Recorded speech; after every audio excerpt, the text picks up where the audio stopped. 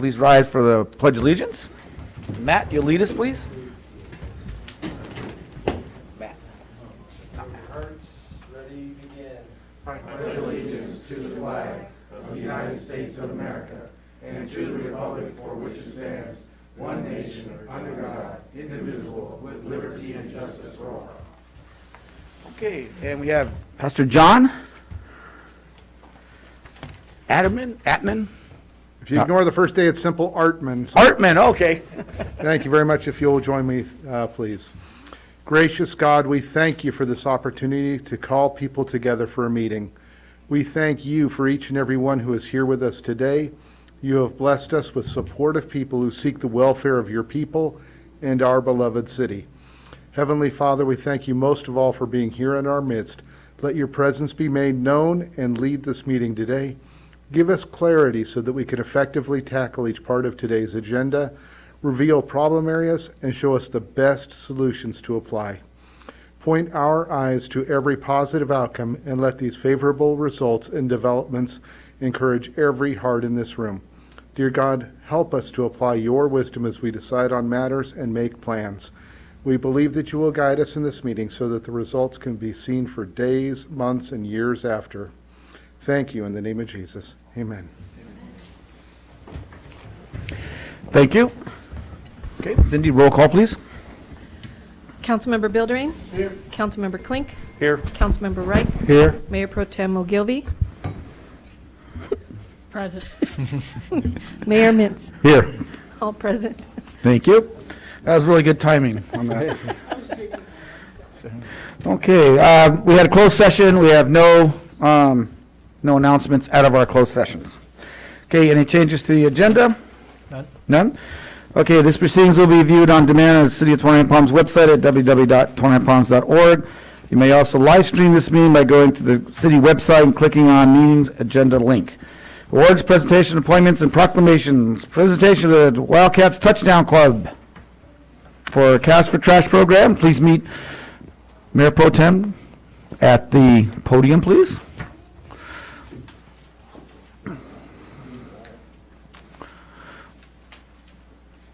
Hello, how are you guys? I'm doing good. How you doing? Good for you, good for you. Do you remember me? No. I remember you. I know you. Hi. Okay, where did you guys clean up? We cleaned up behind the bowling alley. Yeah, the bowling alley. Across from the post office. Yeah. Okay, how many minutes? I think it was 65. All those other 70. people, they keep dumping their trash in my stuff.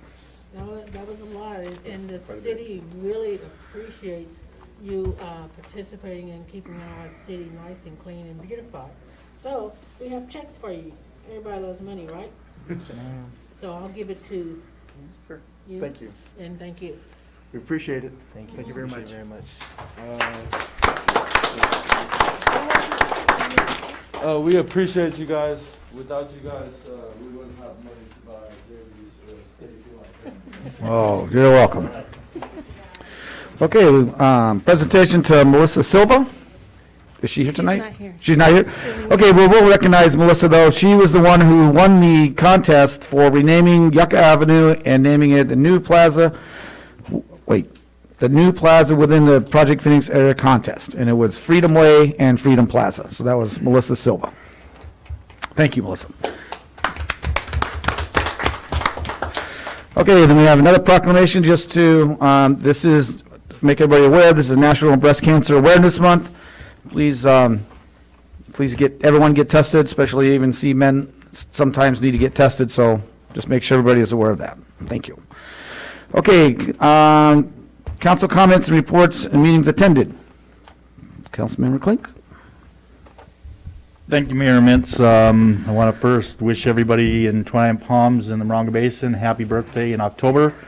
I want to say a special birthday to my beautiful wife, Tori, and my niece, Melissa, and my granddaughter, Paisley, who celebrate this month. Thank you to the Wildcat Touchdown Club for helping keeping 29 Palms clean. And I did go to the SBCTA, which is the San Diego County Transit Authority meeting last Wednesday. It was a face-to-face meeting. And the big discussion was express lanes from Redlands to LA County line. We decided that the 4 lanes was costly, so they are working on getting all the paperwork done and all the plans for 2 lanes of express lanes down there, because we probably would use them too if we were driving down there. So just so you know that they will be coming. It's going to be a while yet, but they're coming. And that's it. Okay, Steve? Thank you, Mr. Mayor. Happy birthday to everyone who has a birthday in October. I attended the VHR committee meeting. That's the last thing we've had. Things are moving and everything's going forward. A lot of good progress, and that's all I got, Mr. Mayor. Thank you. Matt? Thank you, Mr. Mayor. I'll say happy birthday to my youngest son and to my daughter. They both had a birthday in October. And I did attend the MBTA meeting, and it's business as usual, but they did show us a new bus. I can't remember what the big deal was. It was pretty, though. I just remember that. It was really nice, and it's going to be on the streets and that kind of stuff. So, and that's it. Thank you, Mr. Mayor. Thank you. Mayor Pro Tem? Good evening, and happy birthday to those who have birthdays in October, my sister being one and myself as well. And I would like to say just a little something about Breast Cancer Awareness Month. In honor of those who are still fighting the fight, and to those who fought the good fight of faith, I wear pink in honor of them. And if you have a daughter, a mother, a father, or a brother that's battling breast cancer, make sure to share with someone about the importance of being tested. As a healthcare professional, I know the importance of being tested for breast cancer. And also, what I did was I did go to up on the base at General Ransford's home. The mayor and myself attended the state military council. I met a lot of interesting retired military. I met Senator Shannon Groves. Groves, Senator Groves, and just some very interesting people, and made some new connections. So we had a really good time, and it was really eventful. That's it. Did you say you had a birthday? When was your birthday? Was it coming up? Oh, it's tomorrow. Well, you probably shouldn't have said that, so now we got to sing happy birthday. Yeah. I'm told I do a really good job of singing happy birthday, so here we go. Happy birthday to you. Happy birthday to you. Happy birthday, dear Carmelette. Happy birthday to you, and many more. All right. Okay. Yes, I went to the same luncheon, or I guess it was an evening, and it was amazing to me. There was quite a few folks on that committee. They were all retired officers, and none of them had been to Twine Palms before, so they were really surprised, and they were pleasantly surprised about the base. They got a lot of life. They took them out for a live fire, but the 2 that I talked to, that I asked about that, they go, I saw that for 20-some years. That didn't do much for me, but so anyway, it was a good talk. I talked to just about all of them. And I talked to Senator Grove, and so it was really good. It was really good that Carmelette went out there. Frank was there too. Let's see. Also, we had MBTA meeting, and the new bus. What Mac's referring to is, it's one of the state-of-the-art buses. It's like when you go to the city and you go to Disneyland and they pick you up. The bus lowers all the way to the ground, so it's really cool as far as for the handicap. They don't have much to, and then anybody with any kind of walking problems, you basically walk onto the bus and then it lifts back up again, and has state-of-the-art turn signals. It tells people when it's turning right or left. The people are in the crosswalk, so it's totally state-of-the-art bus, and it was $500,000. So, and also had the City Hall VHR meeting last 2 Fridays ago, and then went to the Pioneer Days kickoff on the mural. So it's a pretty good crowd over there. It was a pretty good crowd. It was still hot, but it was a good crowd. And then just don't forget, everybody, Pioneer Days is this weekend, so make sure you go out there and go to the parade and go down to the carnival and support the all the folks that'll be down there, because all that money ends up back in 29 Palms anyway. So, okay, and that's all I have. Okay, consent. Oh, wait, my son did have a birthday last week, so make sure I mentioned him. And consent calendar, all matters listed under the consent calendar to be considered routine by the city council and will be enacted by one motion in form listed. Any item will be removed from the consent calendar and considered separately by the city council. The public will be given an opportunity to comment on the consent calendar items prior to the city council action. Would anybody like to pull any items from the consent calendar? Seeing none. Anybody from the audience like to pull item from the consent calendar? Did you have a question, ma'am?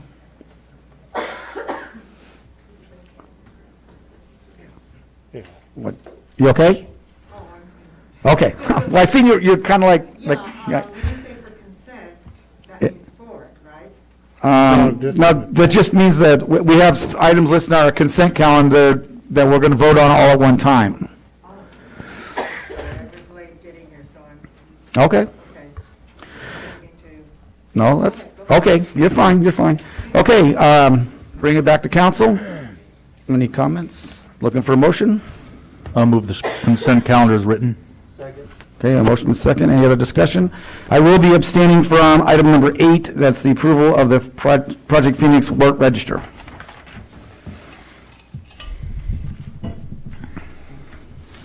Councilmember Wright. Aye. Councilmember Bildering. Aye. Councilmember Klink. Aye. Mayor Pro Tem Ogilvy. Aye. Mayor Mintz. Aye. Approved 5-0. Thank you. Okay, there's no items removed, no public hearings, so we're going to go right to potential action items. A contract with the code enforcement for vacation home rentals. Yes, thank you, Mr. Mayor, members of the council. The recommendation in front of you this evening, excuse me, is to approve a contract with Southwest Security to provide private security to enforce the rules of vacation home rentals, VHRs, on Fridays and Saturday evenings as a pilot program until April 30th, 2022, at a weekly rate of $616 a week. Just by way of some background, the city has a VHR policy, and it has been discussed, and the council has formed a committee to look at the policy relating it.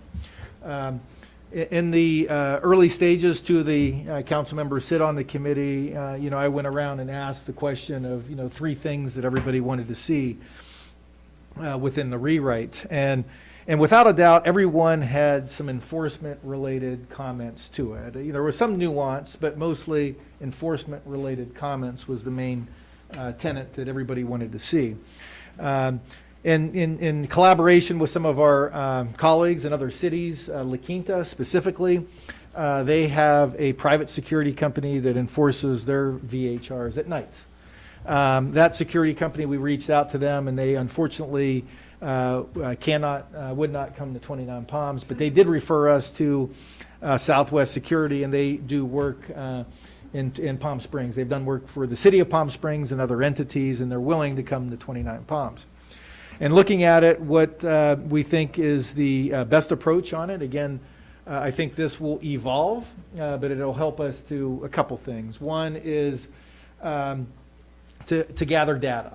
So this will be from 6 o'clock at night on Fridays and Saturdays, 6 o'clock at night to 2 o'clock in the morning. So we're going to work out the logistics. We don't have all the logistics yet, but in framework speaking, they would call a number. And when there are issues, whatever issues may be between 6 and 2, they would call a number, then the security company would be able to go out and investigate. They can't write tickets. But they can take reports, eradicate problems, and those reports, as an example, if there are violations, noise, parties, etc., they will write up a report. Then on Monday, when we come in from a weekend, then we would write those citations. They would also testify if needed. In many cases, as we saw recently, it went to the Planning Commission for revocation of a permit. They can come to the meetings to testify if somebody is challenging it. So we think this is a good program. to move forward it's within our police powers to be able to do this. We do say in the staff report temporarily, a pilot program, but it may turn into a full-time program. We'll have to wait and see. I think that is all the details that surround this program, and I'd be happy to answer any questions. Well, now, when they're not, if they're not making any calls, they can actually be circling the park, they can be circling going through Project Phoenix parking lot, things like that. Like, again, they can't stop and arrest anybody, but they can report it, they can give us some information if we're having some problem areas, right? They can, yes, and that's one of the things they did for Palm Springs, in their park. So yes, they can do that for us as well. Homeless, graffiti, whatever it may be, between 6 and 2 at night. Okay. Anybody else have any questions for staff? Okay, we'll open up to the public. Request public comment. We have one? Yeah, your public? Are they They're armed? not. No. No, they're, again, what Frank said, they don't have police powers, they're just gonna monitor, I guess, is the. Yeah, and eradicate, right? I mean, if there's a party, they're violating, the city ordinance, they can enforce our city ordinance. They just can't write tickets. Yes, you have. Yep, please do though, so she has a record. Thank you, Mayor. My name is Vino Nathraj. Thank you, council people. In fact, I'm glad to see that the city manager is taking the steps in the right direction. I really like this new gold rush called the vacation rental. I firmly believe that these folks will come up, and I drive in the city, I see them cleaning up a lot of houses that had a lot of deferred maintenance. I know when the bell curve comes, when the market goes down or when they can't make it. I beta tested a vacation rental myself, and I found out that when I own one vacation rental, I'm not owning an investment property. I'm buying myself a job. Do I really want to buy that job? But I think with the proper ordinances in place, when we get that bell curve that comes down, and that individual owner that compromises the health and safety of our community with things like this in place, it'll help. Thank you, Mr. City Manager, for taking that step. Thank you. Anybody else? Okay, bring it back to council. Any more discussion? Hearing none, we're up for motion. I make a motion that we accept the contract with Southwest Security to provide monitoring for our VHRs for the tune of $616 weekly. Second. Okay, motion second. Any other discussion? Hearing none. Councilmember Klink. Aye. Councilmember Wright. Aye. Councilmember Buildering. Aye. Mayor Pro Tem Ogilvy. Aye. Mayor Mitz. Aye. Approved 5-0. Okay.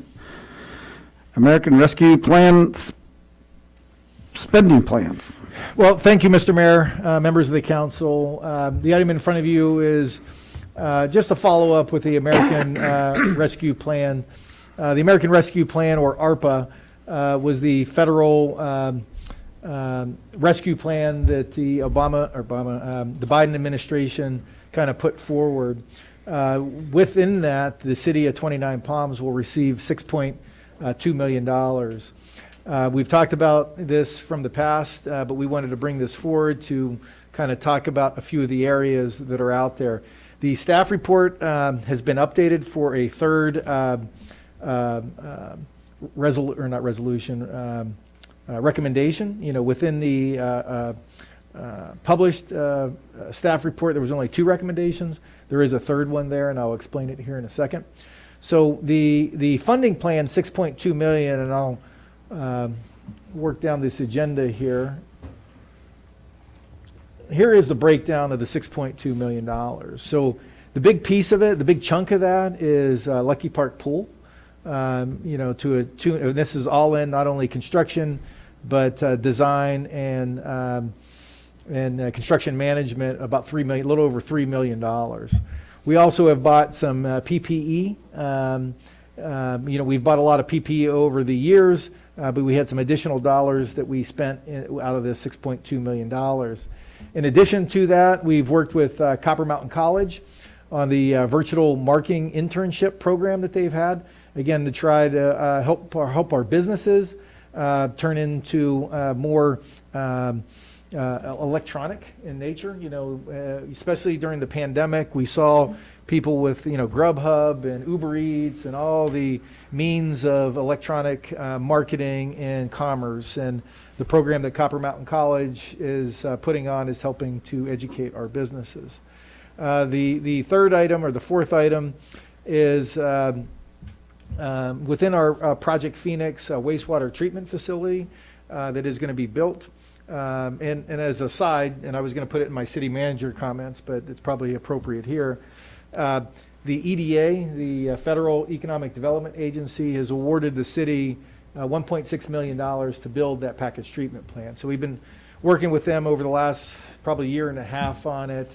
And finally, they awarded us the $1.6 million to build that package treatment plant. One of the things, though, we saw or we heard from a lot of surrounding businesses to Project Phoenix is, hey, we want to connect too. How do we connect? The problem with a treatment plant, there's capacity, right? There's only so much a treatment plant can process, right? And until you expand. If you could visualize where the treatment plant is off of Cholla, it's surrounded by properties. To the west is a parking lot. To the south is that, I think, a 10-unit apartment complex. To the east is Cholla, but to the north is this triplex that's there. And so the city is going to be purchasing that triplex for expansion of the wastewater treatment facility that will add capacity for those folks who do want to connect to the plant. That is part of the American Recovery Act. It did allow for broadband, wastewater, and water improvement, so that follows the program. The final one that we're going to use the money for, which will be a process over time, is revenue loss. The base year revenue was the year before COVID, and then all the loss of revenue at a 10% increase, and that was our revenue increase in the prior 3 years. If we don't meet that, the American Recovery Act will compensate for us. Fortunately, we were in an upward trend for revenue, so when it decreased, the American Recovery Act is able to kind of recapture that. So if you look at that last line there, we're expecting to get over the time frame 2.8 million of the 6.2 in revenue loss. We'll take that revenue loss and apply it to our sheriff's contract, which in essence will free up reserves. Okay, so what that means, bottom line, is we would have $2.8 million of resources to do, you know, whatever the council's priorities are with this money. Some of the things I've kind of outlined down here just by way of example, things that I've heard from the council. Shades at one of the baseball fields at Lucky Park, just by way of example. Veterans Park, I've heard, you know, more picnic tables here. COVID mitigation, you know, and let me step back a second because I think this is real important. One of the things with the CARES Act that there was a rush, if you will, to figure out how to spend the money. The CARES Act, we got that money in June and we had to spend it in December. So there was a certain amount of rushing to figure it out. This fortunately has several years to spend the money. We have till 2023. So there's no rush in this. We know council has a priority, a Lucky Park pool, which we're moving forward with. These, by way of examples, are some other items that are out there. Council can act upon these now, or over time kind of continue to think and look at items that are related to the topics of COVID. The reason that the parks are a topic of COVID is during COVID, people went to the parks more often, and there was a strain on parks throughout the United States, so that was tied to it. In addition, you know, water, wastewater, broadband was 3 items, and also public assistance and in cybersecurity is another one. You know, we have, as a country, have seen a lot of cybersecurity issues. Eli, who's in the other room right now, managing the YouTube video we're having a lot of issues, as most cities are and entities are, with the tax. So the money can be used for upgrading cybersecurity that the city is looking at. Then finally is community support.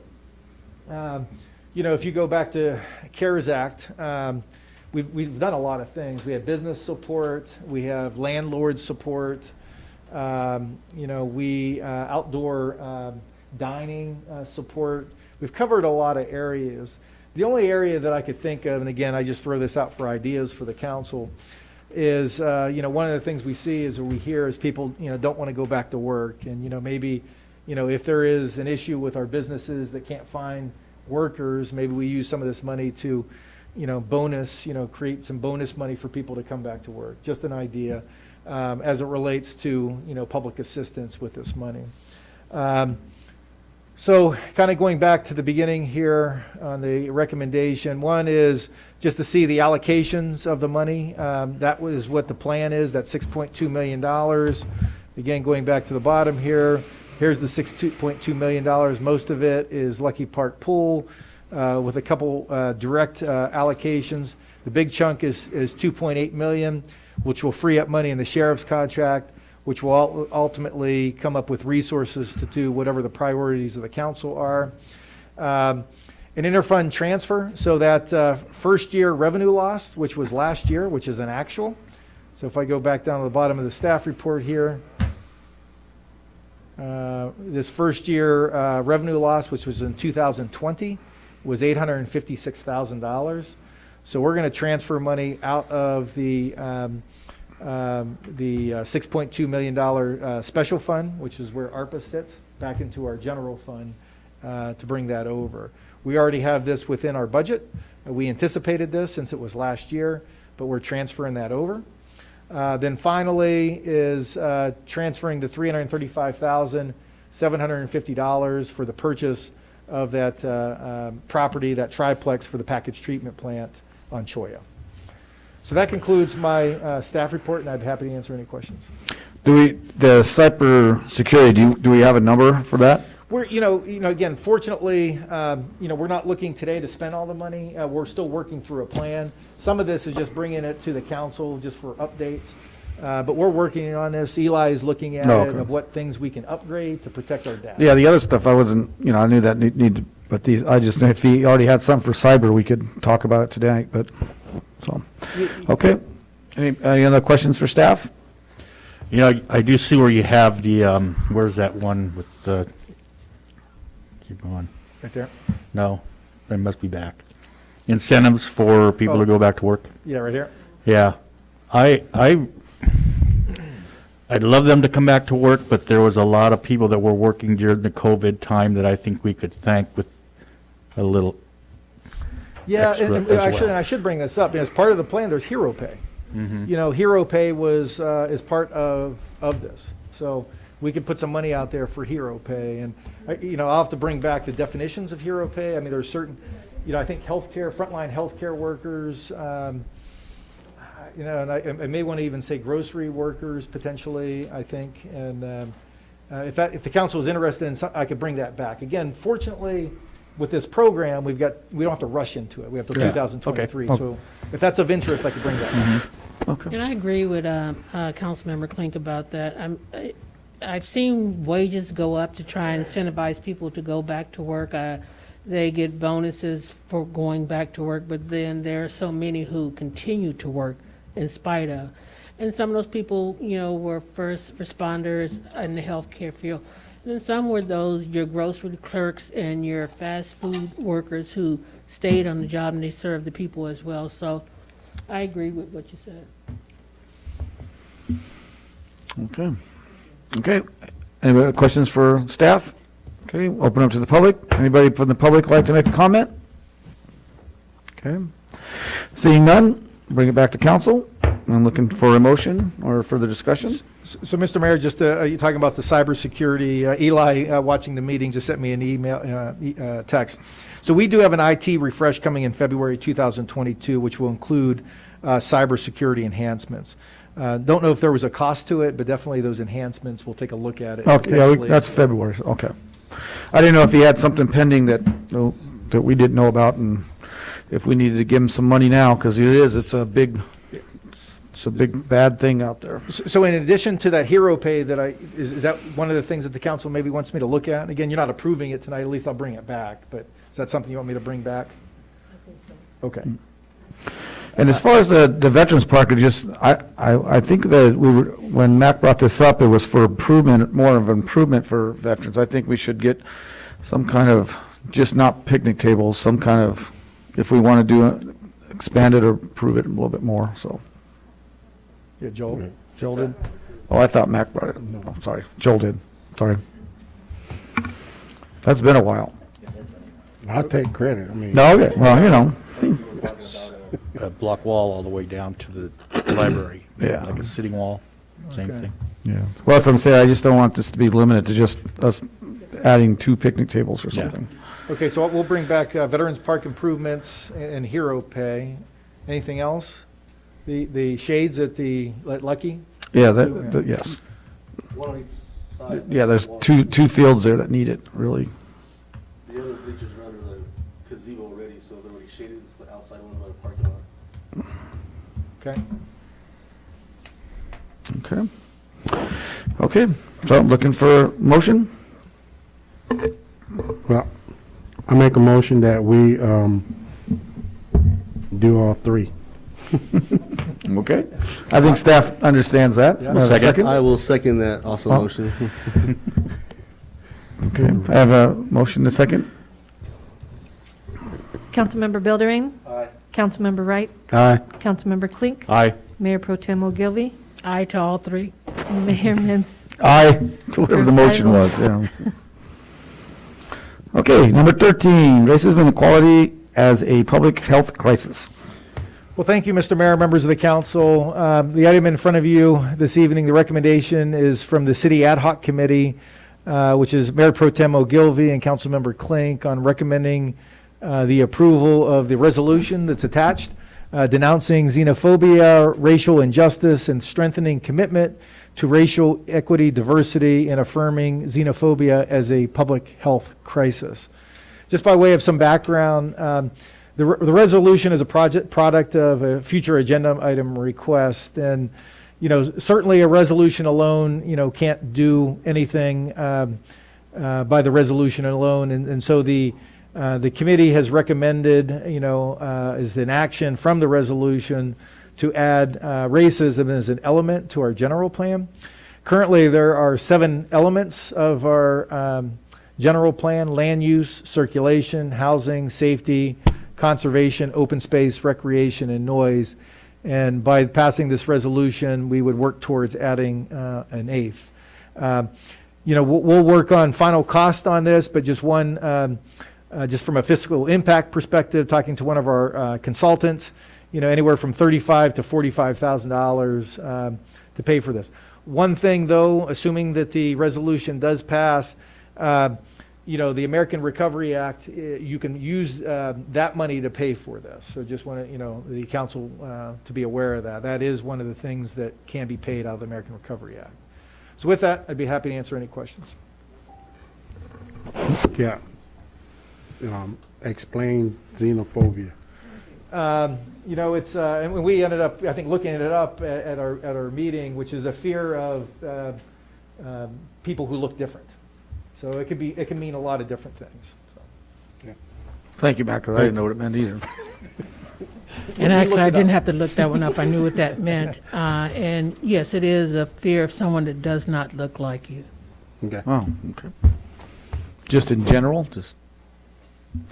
Just in general. Oh, okay. I'm afraid of you. Oh, Yeah, something like that. okay. Okay. I know you're not. Okay, any other questions for staff before we open up to the public? Okay, we'll go to the public. Vino?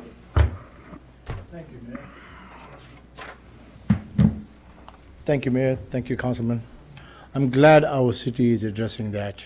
I'm sure some of you know I was born and raised in South Africa, and I faced racism due to apartheid. It had a lot of setback for people who look different, or people of different color, or people who had power.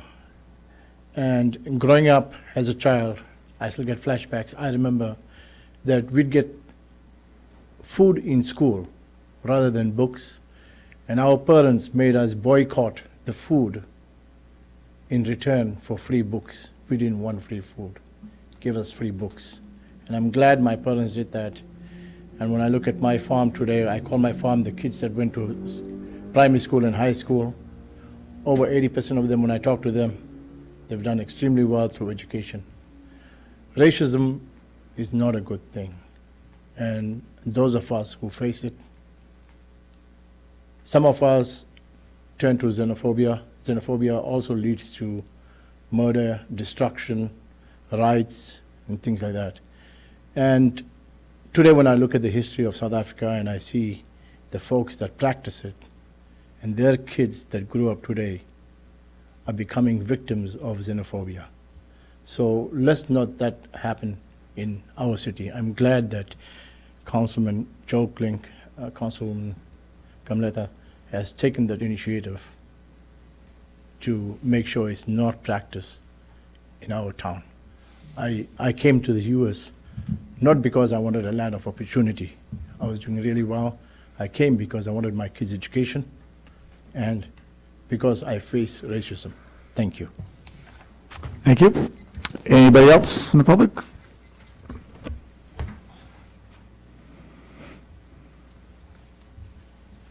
Yeah, good evening. Hi. Maybe because of my age, I just wanted a little bit of clarification. Can you hear me with the mask on? Perfect. For clarification, the public health crisis and how it relates, could someone maybe explain it to an old lady? You're not old, and I'd be happy to explain Thank you, to you. dear. Okay. In this country, sometimes it exists, different types of health care, one for the rich, one for the poor, one for one race and one for another. You have a disproportionate amount of minorities that die at higher rates from diseases, for example, that are purely curable. And so that's what one of the things that this initiative speaks to.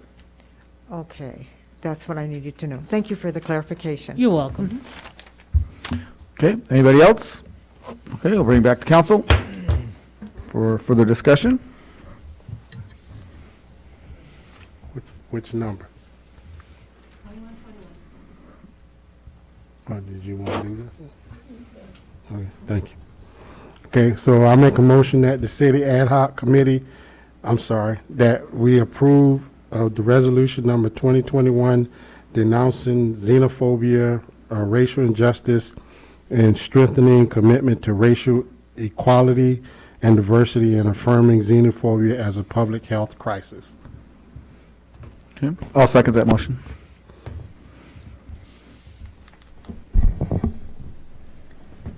Councilmember Klink. Aye. Councilmember Wright. Aye. Councilmember Bilderrain. Aye. Mayor Pro Tem Ogilvy. Aye. Mayor Mintz. Aye. Approved 5-0. Thank you. Okay, number 14, adopt a resolution of the city of 29 Palms finding, determining the public interest and necessity of acquiring, authorizing condemnation of property located at Split Rock and Desert Avenue, 29 Palms. This is a vacant property. Thank you, Mr. A Mayor. vacant lot, I'm sorry, no houses on it. Thank you, Mr. Mayor, members of the council. The recommendation is, finding the public interest and necessity require the acquisition of real property located at Split Rock and Desert Queen and 29 Palms, APN numbers 0617 104 06 07 08 09 and 17. Property which is vacant land, no houses, just vacant land, for the purposes of accommodating public parking and transit center improvements consistent with the downtown specific plan of the city. And I just want to emphasize transit center improvements. I know a lot being made of just parking lot. It's actually transit center improvements. Within a transit center, you'll also have parking, right? But it's a transit center improvement. As the council will recall, last meeting, there were 3 items in front of the council last meeting. Council gave direction to kind of work with the property owners and the other 2. So they are not in front of the council this evening.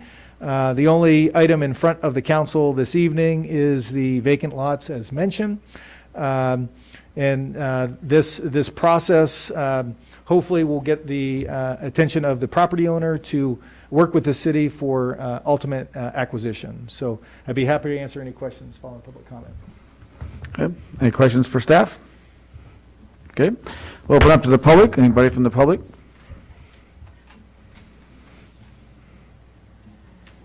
I'm back again. Okay. Okay, the name is Beth Williams. I'm at 6568 Desert Queen, number C. I had a question for the mayor, and I think a couple of the councilmen. Did you get a chance to take a look at our property where I reside? Yes. Okay. So you can see that it is occupied and that we're not dilapidated like the two homes that that they're not listed on here as well. My question being, I understand tonight that you're speaking about the vacant lot, but I was inquiring about the standing. Are we still facing, and I'm speaking of myself for the other residents, eminent domain? Is that still on the table? Well, Number two. It's not, we're not talking about it tonight, no. Okay, you're not talking about No, it tonight, no, so it's that- not. absolutely not. No, It's ma'am. still tabled? Yes, ma'am. Correct. Yes. Okay. Well, then, okay, then I guess I have to come back. You get Yeah. to see me again. Okay. Thank you. You're always welcome. Vino? I was going to talk about the two houses, Councilman, while we're on that subject. In fact, I visited both those houses at 6536 and 6568. I come from a construction background, and I have over 40 years of experience. Both houses are looking really nice. I'd like to see 6536, if that's subject to eminent domain, be preserved. It's very hard to find architecture like that today. The way I see it, that it's eminent domain is in the best for the listening community. I don't see that those two houses being bought will be in the best interest of the community. I feel it's going to serve the purpose of the shopping center that has no parking in 29 Palms, and guests would have to park in the back and turn around. But with the parking, you could probably make the front on 29 Palms and on the rear. Now, that's not in the best interest of the public. And plus, if we shortage of parking, why can't we put a double load structure on the existing Phoenix, Freedom Plaza? It's a transit station. It's not parking. Well, in fact, Mr. District City Manager, I've seen in other cities when they have the parking structure, they have made provisions where the buses, the transit can still go through. So let's not use that as an excuse. Yes, it's going to cost us money, and you just said that we have a couple $1 million. We can probably use that $1 million to save those houses, because we have a huge shortage of houses in the city. And people cannot find affordable houses. I would like to see those houses saved. They're in nice conditions. I even visited the house that Miss Williams talked about, and Mr. Briggs talked to. They're very nice houses. And the house at 6536, it's very hard to find architecture like that today. And we talk about trying to save our city, and yet we're trying to tear down a nice house. Thank you. Okay. Anybody else from the public? Come on up, Matt. Just fill us a slip out later. I will. Thank you. Thank you, council. Thank you, city manager. Matt Schrag, 29 Palms resident. Been here 42 years, so I'm not going anywhere. I am also a resident that has properties, and I do long-term rentals. I don't do short-term rentals, and I'm not against short-term rentals either. It's just the route that I go. Eminent domain, to me, is a little bit touchy because what's next for somebody to come tell me where my property is going to lay? And I don't totally agree with that. We're taking a lot of residents down there and houses out of that Project Phoenix area, and I hope the city has a way to bring it back to the community, because we've taken a lot of individual houses out of that whole region down there, and are we willing to put them back into the communities where they need to be? Recently, there was a poll and a survey done, and the very first question was 27% of the people said affordable living was important in this community, and I don't think we're addressing it. So I would just like to come here and give my opinion on that topic. And the eminent domain down there in Project Phoenix, I think that's a touchy subject here. Everyone always asks me, you only rent to the military, you only rent to the national park people? That is not a true statement. I rent to locals, I rent to military, I rent to anybody that can look me in the face and be a person like I am. So again, when you guys do a poll or a survey and 27% of that poll and survey say, this is what you guys should be concentrating on, eminent domain to me is one of those things that's pretty touchy for this public. So I just wanted to give my 2 cents. Thank you. I don't know, can we discuss our plans? What plans? The housing plans? Uh-huh. Yes. Well, actually, Matt, to address what you just said, we have plans for affordable housing project. We are addressing that. In Project Phoenix? No, it'd be a different place, but it's going to be more. Yes. So we did listen, and yes, we are, that is moving forward. I didn't want to give up any secret. I didn't know if there's a secret. No. So the council, so the council, I want to say last meeting before, we entered in with a developer to build right behind City Hall here, low mod housing, about 70 units of low mod housing. In addition to that, we are working with many developers on the Home Key project, which is chronically homeless and severely low income as well, conversion of hotels for that. So we got a couple projects in the hopper to add inventory. Well, thank you for bringing that up, actually, Matt, 'cause we might not have addressed it, but yes, we have, the city we are moving forward with actually 2 large projects, so. And please understand, we don't say some things because we're in the graces of the developer, and if they back out and we said something, then automatically, like, you failed. I'm like, it's not us, so we kind of wait till we know things are gonna happen, so sorry about that. It wasn't clear earlier. Okay. Anyone else from the public? Let me make a comment. Oh, come on up. I just want to comment because we also, Eric Menendez, 6530 Split Rock is our office address. We don't agree to it. We definitely want to make sure that you're not kicking out people like Ms. Williams and, the residents there. The abandoned lots, though, like across the street from us on Split Rock, it's like constantly people are urinating in there, and we see it all day long. We would definitely like to see it cleaned up. If there's something the city could do about that, that'd be great. Oh, well, thank you, yeah. Thank you. Okay, anybody else? Okay, yeah, just please fill out a slip, Eric, so Cindy has a record. Thank you. Okay, we'll bring it back to the council. Any more discussion? Anything from the city manager? And you have to realize that this is not the meeting that we say we're taking eminent domain. There's many more meetings that would have to go before that would have to be done. Thank you. Okay? This is actually to get the landowner to come to the table. I don't know how so we can really say it. And then, again, this is just vacant land. Just want to emphasize that. This is vacant land. Okay. Okay. I know, I'm sorry, I've said it like 6 times, but I just want to make sure that we're on the same page. Okay. Does anybody want to make a motion?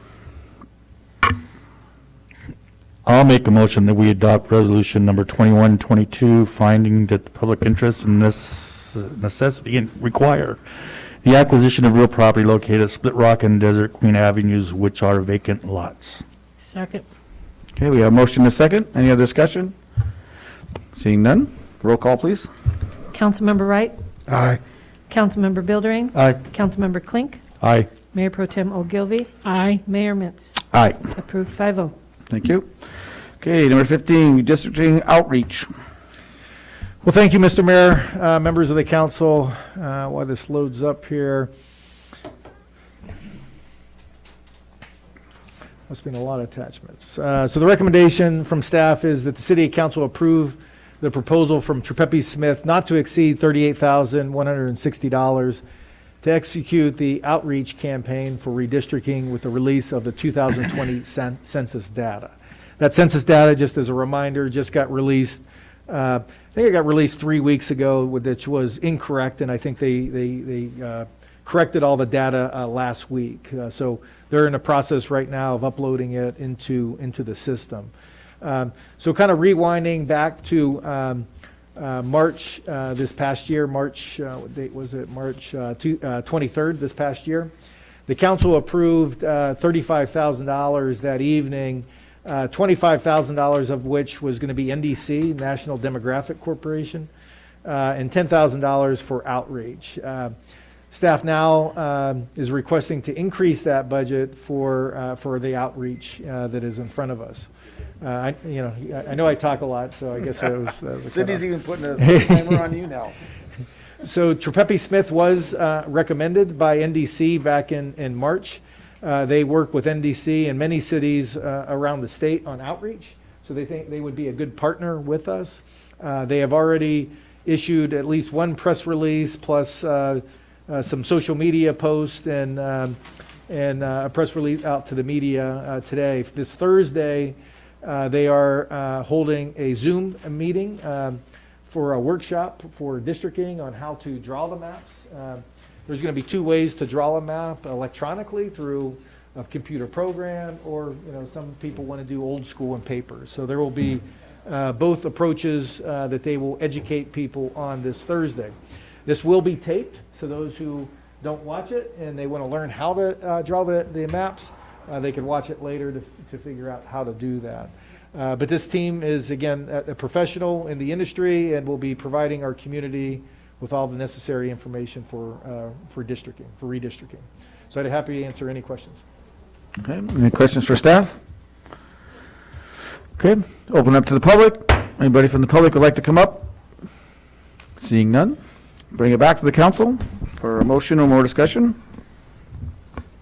I make a motion that we approve the proposal from Trepepe Smith not to exceed $38,160 to execute the outreach campaign for redistricting with the release of the 2020 census data. We have a motion, I need a second. Second. Okay, Cindy, you get to figure out the second. All right, any other discussion? Okay, roll call, please. Councilmember Klink, Aye. Councilmember Wright, Aye. Councilmember Bildering, Aye. Mayor Pro Tem Ogilvy, Aye. Mayor Mitz. Aye. Approved 5-0. Thank you. Okay, any future agenda items?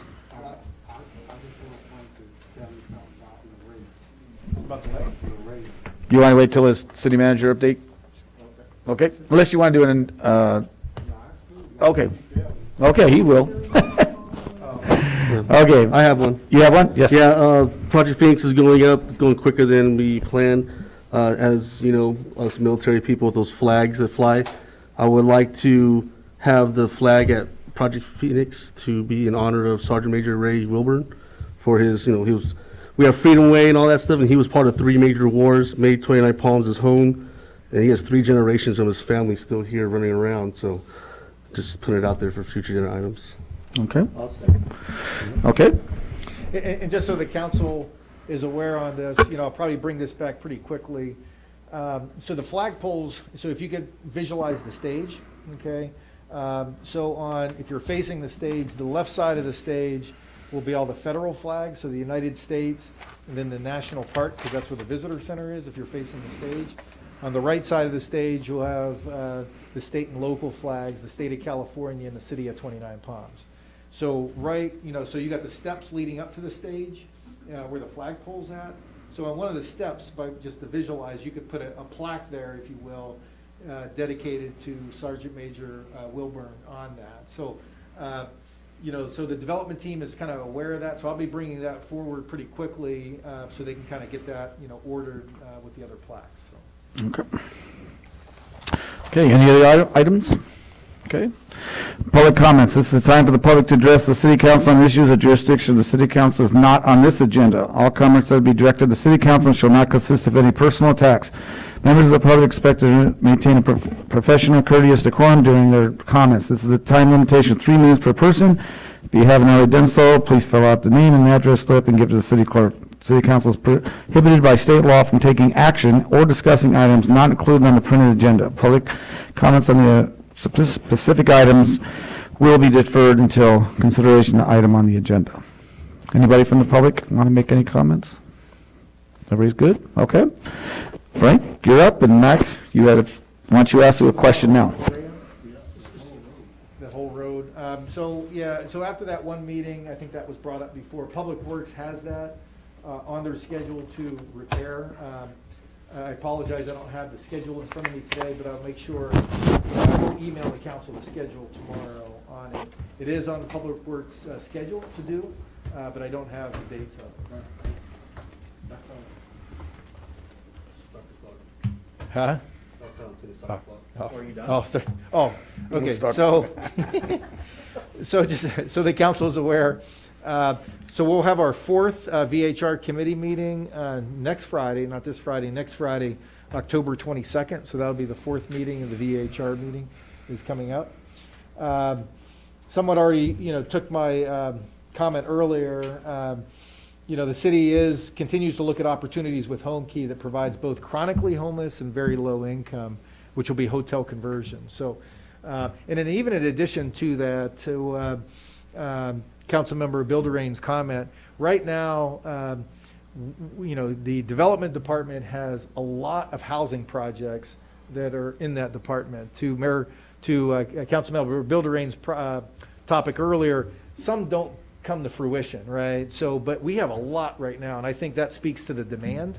So hopefully that inquiry, that development, that desire that we're seeing today equates into new housing, because we're seeing a lot of it right now. Staff is starting the process, as the council each and every year, with the county and the ROPS. The ROPS is our recognized obligation payment system. That it's the former redevelopment bond debt that we have to get from the county through our tax proceeds to pay the bond debt. So it was our former redevelopment that we had a local oversight committee, if the council remembers that. Now it's with the county. So now we're starting that process again to get that money to pay the bond debt.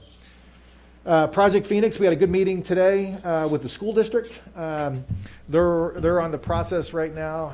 I think it's their next meeting. They're going to be bringing their procurement documents to their board October 22nd to start buying the kitchen equipment.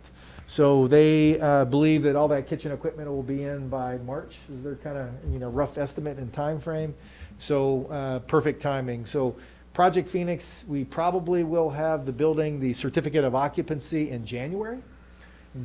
So that building will be open sometime in January. Don't have the specific date yet, along with all the improvements. Working with Roger Thomas on relocating, moving the farmer's market, maybe December, maybe January, over to Project Phoenix with all the improvements that are there. Recreations will start having their activities in January, but the grand opening won't be until March. March will be that time frame. So everything is on target, on budget. And ultimately, too, because of our conservative nature of the project, there will be proceeds, remaining in Project Phoenix. So we'll be bringing that forward to the council at what you want to do with that. Maybe some expansion of the project, maybe solar, maybe other things that will enhance the project. And finally, I guess I already kind of touched upon it. The city was fortunate on the EDA grant, so now we've got that money to pay for the package treatment plant.